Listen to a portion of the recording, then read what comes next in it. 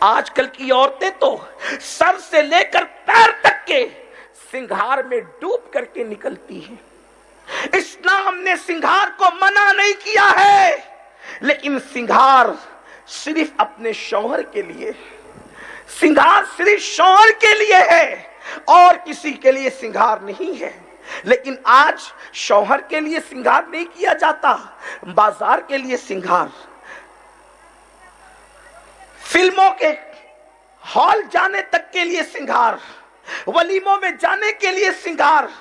بلکہ اللہ اکبر، اب تو سنگھار کا بھی طور بدل رہا ہے، اس کا طریقہ بدل رہا ہے. کل کی عورتیں گھر میں بیٹھ کر سنگھار کرتی تھی اور پھر باہر نکلتی تھی، اسلام نے اس کی بھی اجازت نہیں دی. اب تو عورتیں سنگھار کرنے کے لیے باہر جاتی ہیں، بیوٹی پارلروں میں جاتی ہے اور وہاں جا کر کے سنگھار کرتی ہے، کبھی مردوں کے ہاتھ سے، کبھی اجنبی عورتوں کے ہاتھ سے. اور بڑی معذرت کے ساتھ ہر بیوٹی پارلر کو ہم کچھ نہیں کہتے، لیکن اتنا ضرور کہتے ہیں آج کل بیوٹی پارلر جو ہے وہ زنا کے اڈے بنتے جا رہے ہیں، وہاں سے باضابطہ طور پہ برائی پھیلانے کی کوشش کی جا رہی ہے. اے خاتون جنت کی کنیزوں، سنو سنو، دل کے کانوں سے سنو. اللہ کے حبیب غیب نبی صلی اللہ علیہ وآلہ وسلم نے ارشاد فرمایا، اللہ اللہ میرے کریم آقا صحابہ سے فرماتے ہیں، اے میرے صحابہ، جب میں نے جہنم کا مشاہدہ کیا تو میں نے دیکھا ایک گڑھا ہے اور اس گڑھے سے عورتوں کے چیخنے چلانے کی آوازیں آ رہی ہے، عورتوں کے چیخنے چلانے کی دردناک آوازیں آ رہی ہے. صنف نازک کہلانے والی میری بہنوں، آخر تمہارے اندر اتنی طاقت کہاں سے آئے گی کہ تم لوگ چپکلی اور چوہے کو دیکھ کر کے ڈر جاتی ہو؟ اللہ کے عذاب کو تم کیسے برداشت کرو گی؟ اپنا برا کرنے والی میری بہن، تو اپنی زندگی کو تباہ نہ کر، تو اپنی زندگی کو برباد نہ کر. یہ 4 دن کی چاندنی کے لیے تو نے اپنی آخرت کو کیوں تباہ کرنا؟ تو نے اپنی آخرت کو کیوں برباد کرنا؟ اے خاتون جنت کی کنیزوں، اللہ کے حبیب غیب دا نبی صلی اللہ علیہ وآلہ وسلم ارشاد فرماتے ہیں، جہنم کے ایک گڑھے سے، جہنم کے ایک کنویں سے عورتوں کے چیخنے چلانے کی دردناک آواز آتی تھی. وہ آواز اتنی دردناک تھی کہ کلیجہ منہ کو آتا تھا. میں نے پوچھا جبریل یہ کون سی عورتیں ہیں؟ ان کے دردناک چیخنے چلانے کی آوازیں کیوں آ رہی ہے؟ ان کی آہو فغاں کیوں ہے؟ ان کی آہو بکا کیوں ہے؟ تو جبریل امین نے عرض کیا، یا رسول اللہ، یہ آپ کی امت کی وہ عورتیں ہیں جو ناجائز چیزوں کے ساتھ سنگھار کیا کرتی تھی. جب یہ بنتی سنورتی تھی تو ناجائز طریقے سے بنتی سنورتی تھی،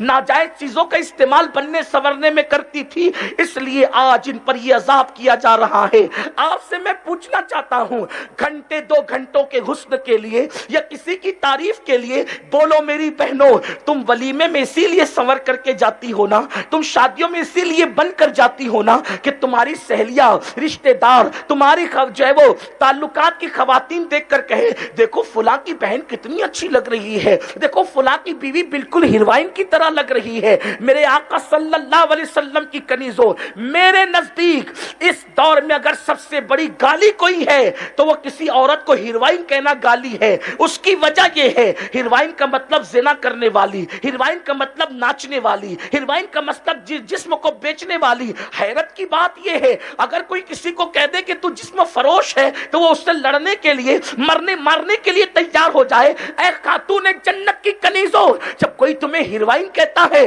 تو تم جو ہے وہ گردن کو جھرجھری دیتی ہو، اتراتی ہو، مسکراتی ہو، ایک دوسرے سے تالیاں لیتی ہو. او ہو میری تعریف کی تو حد کر دی کہ میں ہیروئن جیسی لگ رہی ہوں. ارے میری بہن، ہیروئن تو زانیہ کا نام ہے، ہیروئن تو شرابیہ کا نام ہے، ہیروئن تو جسم کو بیچنے اور فروخت کرنے والی کا نام ہے. بلکہ فاحشہ جتنی بدکار نہیں ہوتی اس سے زیادہ ہیروئن بدکار ہوتی ہے، کیونکہ فاحشہ جب زنا کرواتی ہے تو 4 دیواری میں چھپ کر زنا کرواتی ہے، اور ہیروئن جب زنا کرواتی ہے تو کمرے کے سامنے زنا کرواتی ہے اور اس کے پوسٹر لگتے ہیں، اس کو فلموں میں دکھایا جاتا ہے. اتنی بدترین عورت کا ٹائٹل لے کر کے تم اتنی خوش ہوتی ہو. ارے تمہیں تو یہ ہونا چاہیے کہ میں کسی ولیمہ میں شان سے جاؤں کہ کوئی مجھے دیکھ کر پکار اٹھے تو بالکل کنیز فاطمہ لگ رہی ہے. تیری زندگی کو دیکھ کر کے نبی کی شہزادی کی زندگی یاد آ گئی ہے. تیری زندگی کو دیکھ کر کے ام المومنین اما عائشہ کی زندگی یاد آ گئی ہے، لیکن کتنے افسوس کی بات ہے تمہاری سوچ بدل گئی، تمہاری فکر بدل گئی، تمہارا انداز زندگی بدل گیا۔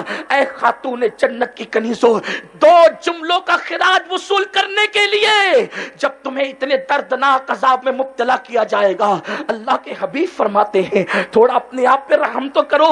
اللہ اکبر، ہمارے بچپن میں جب اسٹو جلائے جاتے تھے تو اسٹو کے اندر ایک پین لگائی جاتی تھی، اگر وہ پین عورتوں کو چبھ جاتی تو عورتیں چیخ پڑتی تھی۔ ایک پین اگر کوئی عورت کو چبا دے تو عورت چیخ پڑتی ہے۔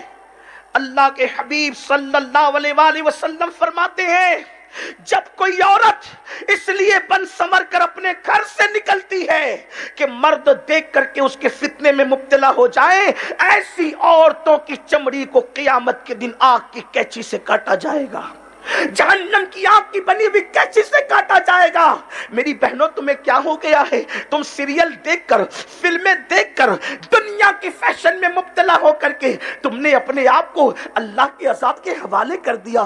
میری بہنوں، دنیا کا کوئی انسان ایسا نہیں ہے، دنیا کا کوئی انسان ایسا نہیں ہے جو میرے اللہ کے عذاب کو برداشت کر سکے۔ اگر میرا اللہ ہلکے سے ہلکا عذاب دے تو بھی دنیا کا کوئی انسان میرے اللہ کے عذاب کو برداشت نہیں کر سکتا۔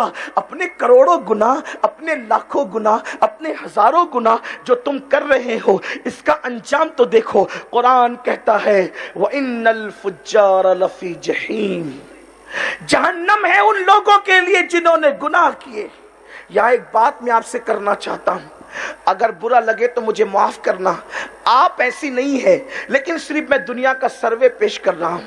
آج کل عورتیں بنتی ہیں، سنورتی ہیں، فون پر لمبی لمبی گفتگو اجنبی مردوں سے کرتی ہے، اور کبھی کبھی تو اللہ اکبر نفسانی خواہشات یہاں تک پہنچاتی ہے کہ بائک پر گھومنے کے چکر میں کسی لڑکے کے ہاتھوں آبرو فروخت کی جاتی ہے۔ اللہ اکبر، خوبصورت زیور کے چکر میں، کبھی کبھی اللہ اکبر اپنی پسند کی شادی کے چکر میں مردوں کے ہاتھوں اپنی آبرو فروخت کی جاتی ہے۔ میں آپ سے صرف اتنا کہتا ہوں، آبرو جو ہے لٹانے والی عورت کا انجام کیا ہے وہ تو بعد میں اچھی طرح یاد رکھنا۔ جو بدکار لوگوں کی صرف حمایت کرے، صرف حمایت کرے، ان کا کیا انجام ہے؟ بدکار لوگوں کی حمایت کرنے والوں کا انجام کیا ہے؟ تھوڑا اس پر توجہ کریں۔ اے خاتون جنت کی کنیزوں، دیکھو، نبی کی بیوی، نبی کی بیوی کبھی بدکار نہیں ہو سکتی۔ نبی کی بیوی مشرک تو ہو سکتی ہے لیکن کبھی بدکار نہیں ہو سکتی۔ اس کی وجہ یہ ہے کہ شرک ہر مذہب میں معیوب نہیں ہے، لیکن بدکاری ہر مذہب میں معیوب ہے۔ اس لیے اللہ تبارک و تعالی ہر نبی کی بیوی کی عزت کا تحفظ فرماتا ہے۔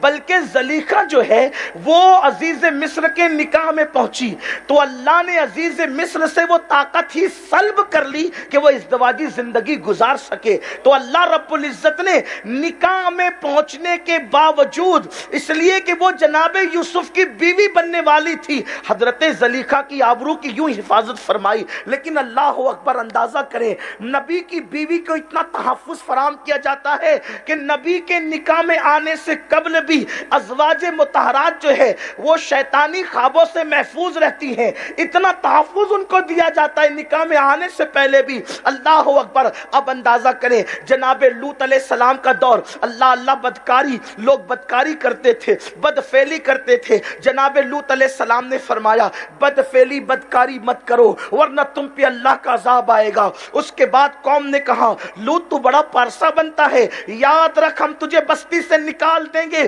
بستی سے باہر کر دیں گے۔ اللہ نے جناب لوط سے کہا اے لوط، آپ بستی سے باہر چلے جائیں، آپ بستی سے باہر نکل جائیں اپنے خاندان کو لے کر کے۔ میری بہنوں ذرا دل کے کانوں سے سننا، حضرت لوط علیہ السلام نے گھر والوں کے درمیان میٹنگ کی اور فرمایا دیکھو ہم اپنا وطن چھوڑ کر، شہر چھوڑ کر جا رہے ہیں، قوم پہ عذاب آنے والا ہے، لیکن کوئی پلٹ کر کے مت دیکھنا۔ جناب لوط علیہ السلام اپنے خاندان کو لے کر کے چلے، اور جب نکلے تو قوم پر عذاب آیا، قوم پہ پتھر برسے ان کی بدکاریوں کی وجہ سے۔ سب سے آخری میں حضرت لوط علیہ السلام کی بیوی تھی، سب سے آخری میں حضرت لوط علیہ السلام کی بیوی تھی، اس بیوی کے دل میں قوم کی محبت تھی۔ حضرت لوط علیہ السلام کی بیوی نے جب عذاب کی آواز سنی تو پیچھے پلٹ کر کے کہا ہائے میری قوم، بس اتنا کہنا تھا کہ لوط علیہ السلام کی بیوی پر بھی پتھر گرا اور وہ بھی ہلاک ہو گئی۔ آپ سے پوچھنا چاہتا ہوں کہ اس نے بدکاری نہیں کی تھی، لیکن بدکار لوگوں کو کہ اس نے اس طرح حمایت کی تھی، ہائے میری قوم، بدکار کو میرا کہہ کر کے پکارا اور ان کی ہلاکت پہ افسوس کیا۔ قدرت نے نبی کی بیوی ہونے کے باوجود اس کو بھی ہلاک کر دیا۔ اے خاتون جنت کی کنیزوں، جو کسی بدکار کو میرا کہہ کر پکارے اس کی حمایت کر دے، اس سے ہمدردی کرے، نبی کی بیوی ہونے کے باوجود قدرت اس کو ہلاک کر دیتی ہے، تو جو خود بدکاری کرے اس کا انجام کیا ہوگا؟ اللہ اکبر۔ میرے پیارے آقا صلی اللہ علیہ وسلم کی کنیزوں، آج کیا ہو گیا ہے؟ اسلام کی مقدس شہزادیوں کو، مسلمانوں کی بیٹیوں کو کیا ہو گیا ہے؟ اللہ اکبر۔ کل تک کے ان بیٹیوں کا حال یہ تھا، کل تک ان بچیوں کا حال یہ تھا، ان کی راتیں مصلے پر گزرا کرتی تھی، ان کا دن جو ہے اللہ رب العزت کی عبادتوں میں گزرا کرتا تھا۔ اللہ اکبر۔ تسبیح و تحلیل ان کا مشغلہ تھا، رب تبارک و تعالیٰ کی فرما برداری ان کی پہچان تھی، تلاوت قرآن کے نغمے ان کی زبانوں پہ جاری تھے۔ لیکن آج کیا ہوا کہ باریک اور پتلے لباس پہن کر کے خواتین اپنے جسم کی نمائش کرنے کے لیے باہر نکلنے کے لیے بے چین و بے قرار ہے۔ آؤ آؤ، جو عورتیں پتلے لباس پہنتی ہے، ام المومنین عائشہ صدیقہ، مفتی چار ملت کا اس کے لیے فتویٰ کیا ہے؟ ایک مرتبہ کچھ ایسی عورتیں تھیں جو باریک اور پتلے لباس پہن کر، پتلے پتلے دوپٹے اوڑھ کر کے ام المومنین عائشہ صدیقہ کے گھر آئی۔ جب ام المومنین سیدہ عائشہ صدیقہ رضی اللہ تعالیٰ عنہ کے گھر پہنچی وہ عورتیں باریک اور پتلے لباس پہن کر کے، تو اماں عائشہ صدیقہ نے فرمایا کیا تم مومن نہیں ہو؟ کیا تم مسلمان نہیں ہو؟ انہوں نے کہا ہم مسلمان ہیں۔ حضرت عائشہ صدیقہ نے فرمایا میں تو اتنا جانتی ہوں جو عورت مومن ہوگی اس کے بدن پہ پتلا لباس نہیں ہوگا، اور جس کے بدن پہ پتلا لباس ہوگا اس کا ایمان کامل نہیں ہوگا۔ اے خاتون جنت کی کنیزوں، دیکھا آپ نے ہیروئن کی طرح لباس پہننے والی ہو، اداکارہ کی طرح لباس پہننے والی ہو، اپنے جسم کی نمائش کرنے والی ہو۔ اللہ کے حبیب صلی اللہ علیہ وسلم فرماتے ہیں اے میرے صحابہ، میں نے لعنتی عورتوں کو اپنے دور میں نہیں دیکھا، لیکن اگر تو ہو سکے تو تم دیکھو گے، یا تمہارے بعد والے لوگ دیکھیں گے، یا ان کے بعد والے لوگ دیکھیں گے، یا ان کے بعد والے لوگ دیکھیں گے۔ حدیث پاک کا مفہوم فرمایا قیامت اس وقت تک قائم نہیں ہوگی جب تک کہ لعنتی عورتوں کو دیکھا نہ جائے گا۔ عرض کی یا رسول اللہ لعنتی عورتیں کون ہیں؟ حضور فرماتے ہیں ان کے بدن پر کپڑے ہوں گے مگر وہ ننگی ہوگی، ننگی یعنی اتنے پتلے لباس ہوں گے کہ جسم نظر آئے گا، اور ان کے سروں پہ بال ایسے بندے ہوں گے جیسے بکتی اونٹ کی کوہان، اور وہ مٹک مٹک کر اترا اترا کر کے چلتی ہوں گی۔ جب ایسی عورتوں کو دیکھنا تو سمجھنا یہ لعنتی عورتیں ہیں، یہ جنت میں تو جا ہی نہیں سکتی، جنت تو دور کی بات ہے، ان کو جنت کی خوشبو بھی میسر نہیں آئے گی۔